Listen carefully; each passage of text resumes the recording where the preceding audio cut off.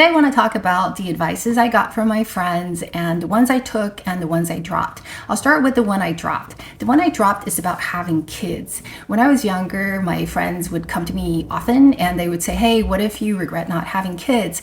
And my retort has always been, well, what if I regret having kids? Isn't that a lot worse?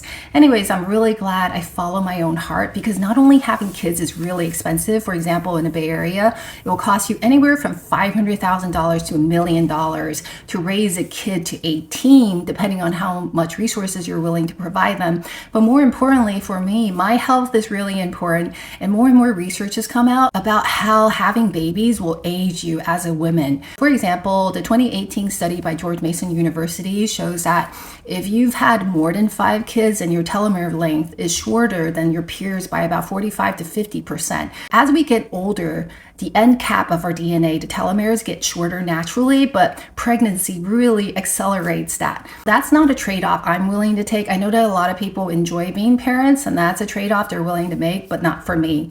The one advice that I did take that I'm really glad I did from my friends is to buy a house as early as possible. I bought my first house when I was 27 years old. As you guys know, I came to this country when I was 20 years old with no degree, no green card, no nothing. So it was a struggle for me to even come up with a down pay to buy a house, but I did it by the skin of my teeth, and I'm really glad I did it. I'll just give you some stats. In the Santa Clara County here in the Silicon Valley Central, houses appreciate on average 10% a year. And then you usually pay only 20% down pay, which means that you enjoy 5x that return. It's like literally about 50% return on the money. You can't find a better deal really anywhere else. I'm really glad I made that investment early on in my life, and it's really made a difference in my financial life.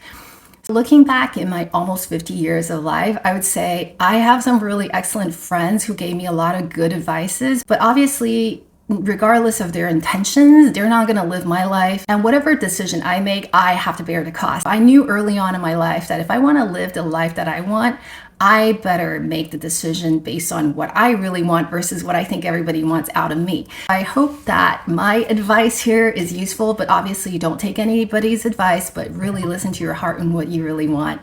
Best of luck.